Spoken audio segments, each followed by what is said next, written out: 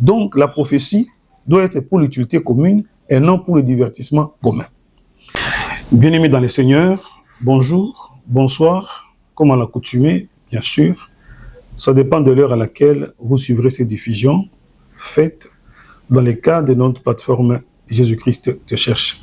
Le but de la chaîne, nous exhorter mutuellement sur la marche face aux défis de la vie pratique qui constitue des obstacles, des embûches par rapport à la sanctification de notre vocation céleste à laquelle nous avons été appelés. Très rapidement, nous voulons parler aujourd'hui d'un thème un peu particulier. Attention aux prophéties sur les scores de rencontres sportives. Attention aux prophéties sur les scores des rencontres sportives. Quel est le contexte?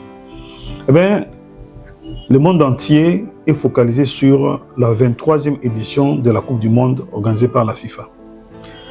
Elle intéresse tellement tout le monde et elle se passe dans 3 pays, le Canada, le Mexique et les États-Unis d'Amérique. Les réseaux sociaux particulièrement, les nouvelles technologies de la communication répandent des informations assez rapidement. Et il s'agit de rencontres sportives d'une dimension mondiale et parfois continentale. Du coup, des orateurs se présentant comme serviteurs de Dieu, des pasteurs qui le sont en effet d'autres, mais pas tous, il faut bien le dire, prennent la parole et annoncent des scores de matchs qui se joueront. L'enthousiasme est tel que certains pays sont revenus plus de 50 ans après à ces compétitions et provoquent un tel engouement. Mais d'abord, qui est prophète? Nous devons voir très rapidement le regard de la Bible d'après les 2 dispensations, l'Ancien Testament et le Nouveau Testament. Dans l'Ancien Testament, les prophètes étaient simplement des hommes choisis, appelés et inspirés par Dieu pour donner des messages prioritairement au peuple de Dieu et secondairement aux nations. Et le message des prophètes consistait à dire l'avenir, à encourager le peuple, à l'interpeller ou à le consoler. Mais essentiellement, il y avait une dimension qui était importante dans l'ancienne dispensation, c'était la dimension de la prédiction qui était dedans. Mais dans la seconde dispensation du Nouveau Testament, les choses sont un peu différentes. Qui est prophète? Les prophètes, ou le terme prophète, fait référence d'une certaine manière à tout serviteur, mais de manière particulière à celui qui a reçu le ministère de prophète, différemment d'un don de prophétie, et celui-là a reçu de Dieu un don particulier pour interpréter, expliquer les Écritures ou la compréhension des révélations que Dieu lui donne. Elle ne comporte pas essentiellement la dimension prédiction, sans dire qu'elle n'existe pas, mais elle n'est pas autant focalisée sur cela comme dans la dispensation de l'Ancien Testament. Encore qu'aujourd'hui, les prophéties à grande échelle de type eschatologique ont déjà été consignées dans la Bible et les livres d'Apocalypse clôturent en disant qu'on ne peut plus rien ajouter. Alors, troisièmement, pourquoi faire attention aux prophéties actuelles sur les scores des matchs et de football dans les milieux chrétiens? Pour 2 raisons fondamentales. La première raison est dans Corinthiens chapitre 2, verset 15. La Bible dit « L'homme spirituel juge de tout, il n'est lui-même jugé par personne. » Nous l'avons dit dans une précédente vidéo, l'homme spirituel c'est qui? C'est cet homme qui a pris connaissance qu'il était pécheur depuis sa naissance, qui a accepté de donner sa vie à Jésus-Christ par la foi et la repentance, qui est né de nouveau, qui est maintenant conduit par l'Esprit de Dieu. Puisque le Saint-Esprit habite en lui, il lui montre de faire attention à tout ce qui ne plaît pas à Dieu pour vivre ce qui est appelé à Dieu. C'est celui, c'est un homme spirituel.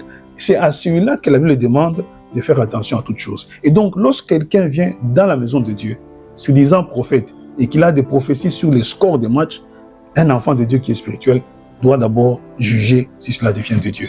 Première recommandation. Seconde recommandation, c'est dans 1 Jean chapitre 4, verset 1er.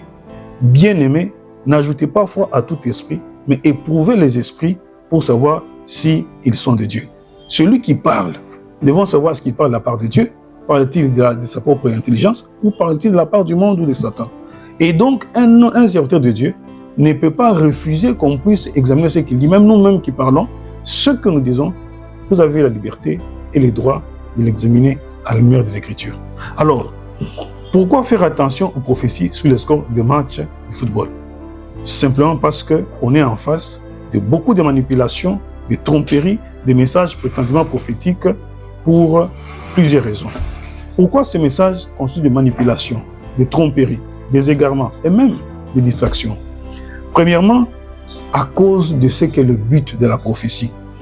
Le but d'une prophétie, ce n'est jamais de divertir, mais d'édifier la foi des enfants de Dieu, de les consoler, de les reprendre, mais toujours dans le but de les rapprocher de Dieu, dans la sanctification, dans la paix, dans l'amour et surtout dans l'espérance d'être un jour avec le Seigneur Jésus-Christ.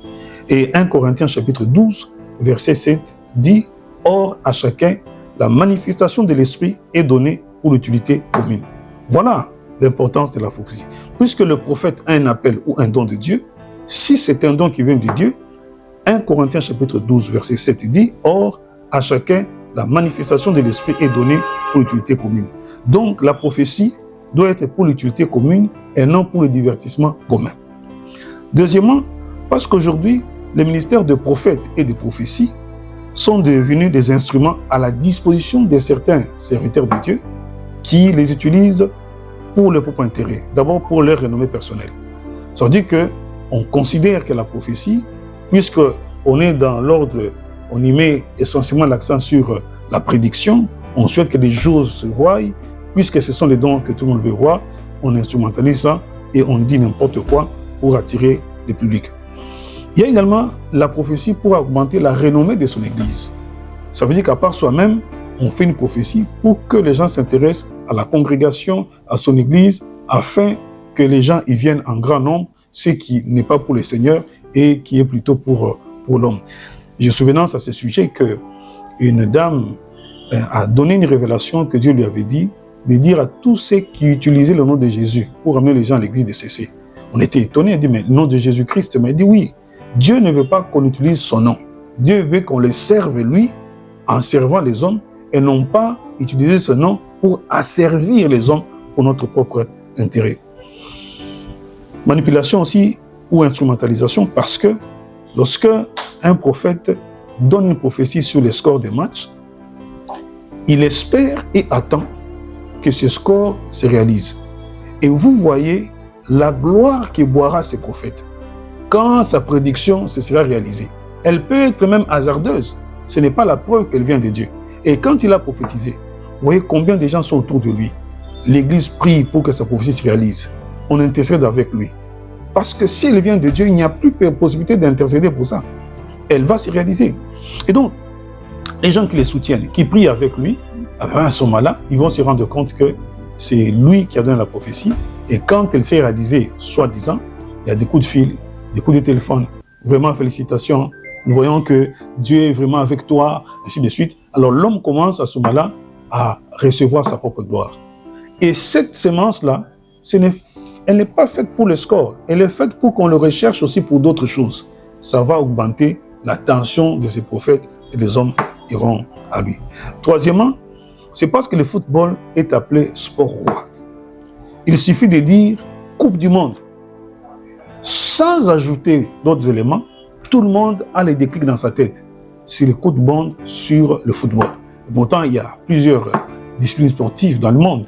Le basket, le baseball et tout d'autres. Mais quand on dit Coupe du Monde, c'est parce que les hommes ont baptisé le Coupe du Monde le sport roi. Alors, c'est pourquoi les prophéties s'agrippent autour du football comme sport roi, parce qu'elles attirent l'attention du plus grand monde. Ce sont les compétitions au niveau mondial ou continental ou au niveau des grands clubs européens. Alors, le prophète croit qu'il est glorieux pour lui de prophétiser sur des choses, des scores parce qu'en fait, ces événements attirent l'attention du monde. Et quand cela attire l'attention du monde, du coup, l'engouement, la passion que les gens ont pour le sport vont se focaliser sur sa personne en attendant si ça se réalise. Et la preuve qu'il s'agit de la manipulation ou bien d'une tendance qui ne vient forcément pas de Dieu, c'est parce que lorsque c'est une compétition des clubs européens comme Barça, comme Barcelone ou dans des grands clubs, lorsque c'est la Coupe du Monde ou lorsque ce sont les rencontres de la CAF au niveau continental et d'autres, le prophète est là. Mais le prophète n'a jamais de prophétie pour des contrées inconnues où quand même les gens jouent aussi au foot, même dans des petits terrains, dans les contrées inconnues. Il n'y a jamais de prophétie pour des contrées comme Zapaquira, Puerto Beno ou Baracamberaja qui sont en Colombie. Jamais jouer à Djamtala, à Bassasandra, à Doguele, en Côte d'Ivoire. Jamais à Sikasso, à Ségou ou à Djonkoloni, au Mali.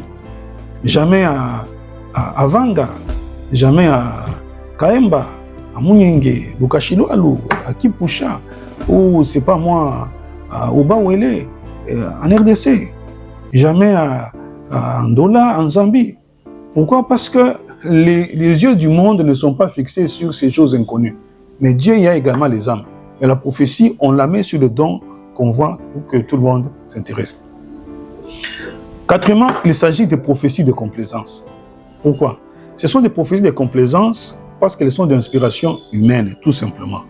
Les prophètes préfèrent prophétiser en faveur de son pays quand c'est son pays qui est dans la compétition. Parce qu'au moins, les gens qui sont proches de lui dans sa culture viendront facilement à son église comme prophète. Il ne peut jamais prophétiser contre son pays. Après des choses près, on a trouvé quelqu'un à tendance, peut-être par acrimonie, mais il ne prophète pas contre son pays.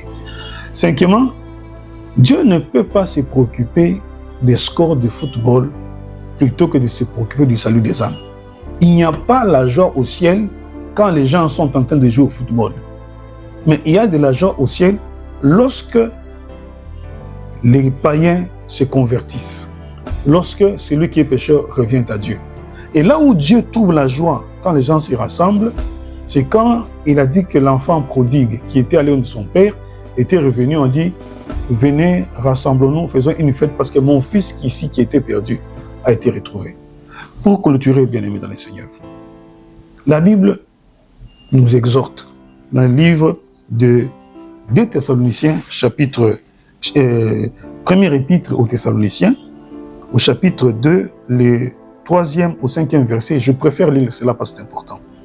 Il est écrit ceci.